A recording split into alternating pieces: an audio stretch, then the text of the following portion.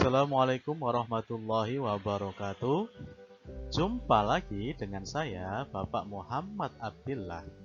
Kali ini kita akan belajar tentang pelajaran 5, yaitu tentang Rasul Allah idolaku. Nah, di video kali ini kita akan mempelajari tentang kisah keteladanan Nabi Daud alaihissalam. Di video kali ini kita akan mempelajari tentang yang pertama pengertian Nabi dan Rasul, yang kedua dalil tentang kisah Nabi Daud alaihissalam, yang ketiga kisah keteladanan Nabi Daud alaihissalam, yang keempat mukjizat Nabi Daud alaihissalam, dan yang kelima hikmah mempelajari kisah Nabi Daud alaihissalam. Langsung saja kita mulai pelajarannya ya. Anak-anakku yang soleh dan soleha, tolong amati gambar berikut. Gambar apakah ini?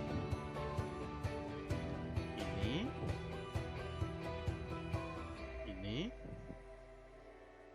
dan ini. Nah, mungkin anak-anak sudah banyak yang tahu siapa itu Rasul. Oleh karena itu, mari kita jadikan Rasul Allah sebagai idola. Mengidolakan Rasul artinya mencintai Rasul. Siapa yang mencintainya nanti akan bersamanya di dalam surga nanti. Para Rasul adalah laki-laki pilihan Allah Subhanahu wa Ta'ala. Mereka wajib kita ketahui dan kita imani. Beriman kepada Rasul adalah salah satu rukun iman yang keempat. Seorang Muslim wajib membenarkan semua Rasul dengan sifat-sifat, kelebihan, dan keistimewaan masing-masing. Para Rasul berkewajiban menyampaikan risalah dan wahyu yang diterimanya itu kepada seluruh umat manusia. Ada yang tahu tidak perbedaan Nabi dan Rasul? Perbedaan Nabi dan Rasul adalah Rasul itu adalah laki-laki pilihan Allah Subhanahu wa Ta'ala yang diberi wahyu dan wajib disampaikan kepada umatnya. Sedangkan Nabi adalah laki-laki pilihan Allah Subhanahu wa Ta'ala yang diberi wahyu dan tidak wajib disampaikan kepada umatnya. Jumlah Nabi dan Rasul. Jumlah Nabi dan Rasul secara keseluruhan adalah 124.000. Sedangkan jumlah Rasul adalah 314. Sedangkan Rasul yang wajib diketahui itu berjumlah 25 orang, yaitu, mari kita bernyanyi bersama-sama. Adam, Idris, Nuh, Hud, Soleh, Ibrahim, Lut, Ismail, Ishak, Yakub, Yusuf, Ayub, Su'aib, Musa, Harun, Dzulkifli, Daud, Sulaiman, Ilyas, Ilyasa, Yunus, Zakaria, Yahya, Isa, Muhammad. Nah, anakku semuanya sudah bisa apa belum? Mari kita ulangi lagi ya.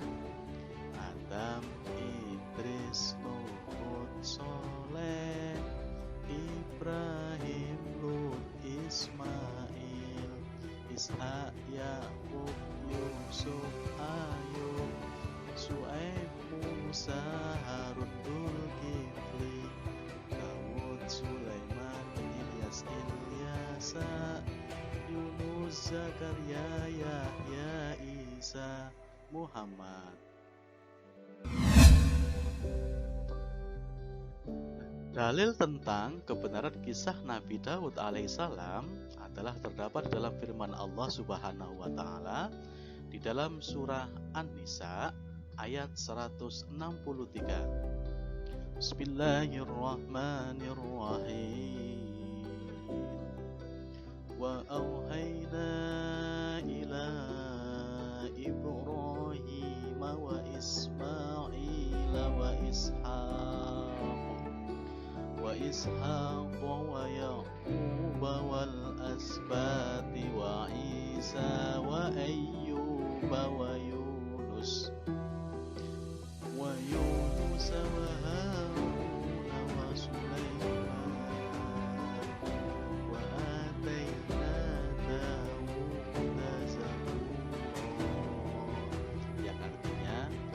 kami telah memberikan wahyu pula kepada Nabi Ibrahim, Nabi Ismail, Nabi Ishak, Nabi Yakub dan anak cucunya, Nabi Isa, Nabi Ayub, Nabi Yunus, Nabi Harun, dan Nabi Sulaiman.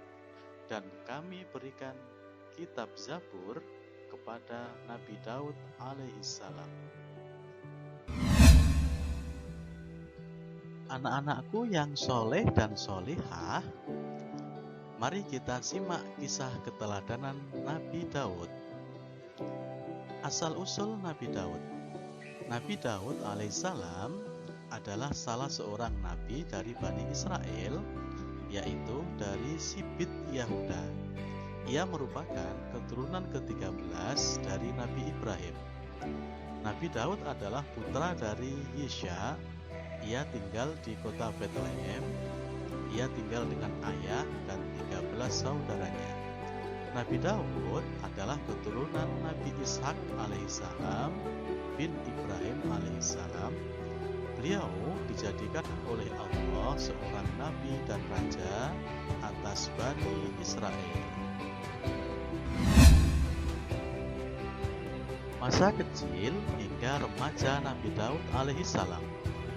Sejak kecil, Nabi Daud alaihissalam sudah memiliki jiwa pemberani. Beliau memiliki keinginan untuk ikut berperang. Tetapi Raja Tolut yang merupakan raja negeri itu tidak mengizinkan karena umurnya masih muda. Tapi keinginan kuat meminta izin terus-menerus hingga akhirnya beliau diizinkan ikut berperang. Saat itu Raja Tolut berperang dengan Raja Jalut yang dikenal kuat, kejam, dan ditakuti semua orang. Nabi Daud alaihissalam yang hanya bersenjatakan batu kecil dan alat pelemparnya berhasil mengenai dahi Raja Jalut di antara kedua matanya. Hingga 3 lemparan, Raja Jalut tersungkur. Nabi Daud alaihissalam dan Raja Tolut pulang dengan hati gembira karena memenangkan peperangan. Masa dewasa Nabi Daud alaihissalam. Ketika sudah dewasa, Nabi Daud alaihissalam menjadi panglima perang dan dinikahkan dengan salah satu putri Raja Tolut. Selalu mendapatkan kemenangan dalam perang membuat Nabi Daud alaihissalam semakin terkenal dan dicintai banyak orang. Hal ini ternyata membuat iri Raja Tolut sehingga berencana membunuh Nabi Daud alaihissalam. Istri Nabi Daud alaihissalam yang mengetahui rencana itu memberitahukan untuk meninggalkan istana. Raja Tolut yang mengetahui tempat persembunyiannya segera menyusul. Di perjalanan, ketika Raja Tolut sedang beristirahat, tertidur dan terkejut saat mengetahui bajunya sudah terpotong. Nabi Daud sudah ada di hadapannya dan berkata, "Seandainya aku ingin membunuhmu, aku mampu melakukannya, tetapi aku tidak ingin mengingkari janji dan menipu." Seketika Raja Tolut pun meminta maaf dan Nabi Daud alaihissalam memaafkan dengan lapang dada. Raja Tolut pun kembali ke Baitul Maqdis. Nabi Daud alaihissalam diangkat menjadi raja. Ketika Raja Tolut meninggal dalam peperangan, saat itu Bani Israel mengalami kekalahan. Nabi Daud alaihissalam menjadi raja menggantikannya atas keputusan musyawarah Bani Israel.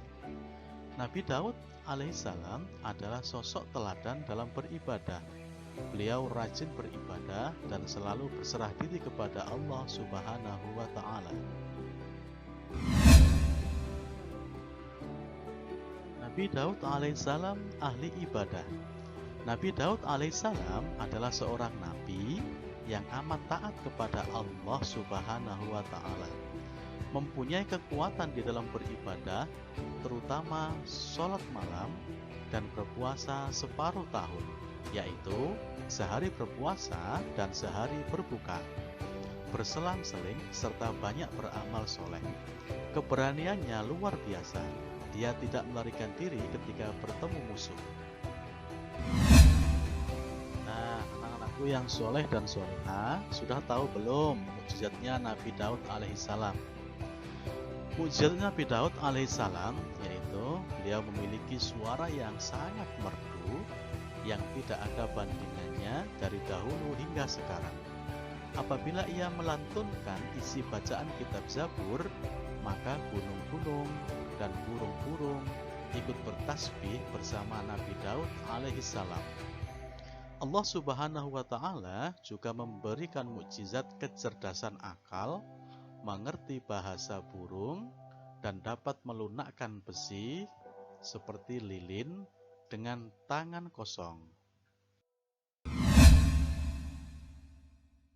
Ia juga dapat mengubah-ubah bentuk besi itu tanpa memerlukan api atau peralatan apapun. Nah, dari besi itu, ia dapat membuat baju besi yang dikukuhkan dengan tenunan dari bulat-bulatan rantai yang saling menjalin secara berkesinambungan. Jenis baju ini membuat pemakainya lebih bebas bergerak karena tidak kaku seperti baju besi biasa yang dibuat dari besi lembaran. Allah Subhanahu wa Ta'ala memberi baju besi sebagai mukjizat kepada Nabi Daud alaihissalam guna melindungi prajurit dari serangan musuh-musuh Allah Subhanahu wa Ta'ala. Nah, yang terakhir adalah hikmah mempelajari kisah Nabi Daud alaihissalam. Hikmah yang bisa diambil dari kisah keteladanan Nabi Daud alaihissalam adalah: yang pertama, memiliki keberanian yang besar. Yang kedua, rendah hati dan ikhlas. Yang ketiga, senantiasa bekerja keras. Yang keempat, meningkatkan ibadah. Yang kelima, pemaaf. Dan yang keenam adalah bersikap bijak dalam urusan dunia dan akhirat. Demikianlah materi kita pada hari ini. Mudah-mudahan bermanfaat.